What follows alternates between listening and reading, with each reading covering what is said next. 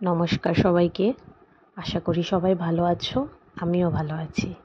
তো আজকে দুটো রেসিপি নিয়ে এসেছি, কিন্তু একটা রেসিপি আমি আপনাদের সঙ্গে শেয়ার করতে পারছি না, কারণ পরে বলবো।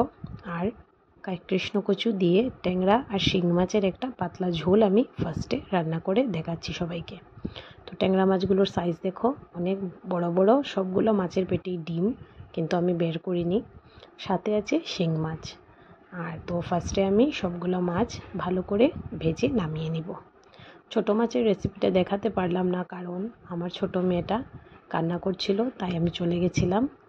আর তার মিডিলেই আমার শাশুড়ি মা তরকারিটা রান্না করে নিয়েছেন, টমেটো দিয়ে ছোটো মাছের ঝোল একটা।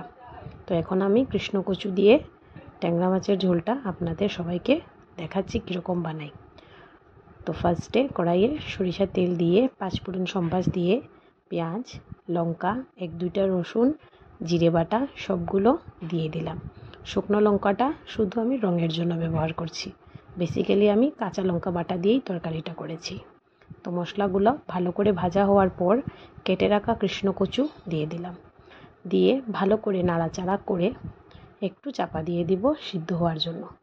তো সামান্য একটু সিদ্ধ হওয়ার পর তাতে আমি ভাজা মাছগুলো অ্যাড করে দিব, আর অল্প জল দিয়ে তা চাপা দিয়ে দিব আরও একটু সিদ্ধ হওয়ার জন্য। তো সবগুলো সিদ্ধ হওয়ার পর আমি ঝোলের জন্য জল অ্যাড করে দিব, আর তরকারিটা ভালো করে ফুটে উঠলে আমার ঝোলটা রেডি হয়ে যাবে। তো সবাই প্লিজ আমার কথায় একবার ঘরে এই রেসিপিটা ট্রাই করে দেখবেন। বিশ্বাস করুন, অনেক হেলদি আর টেস্টি, খুব ভালো হয়েছিল ঝোলটা, আর শরীরের জন্য অনেক ভালো।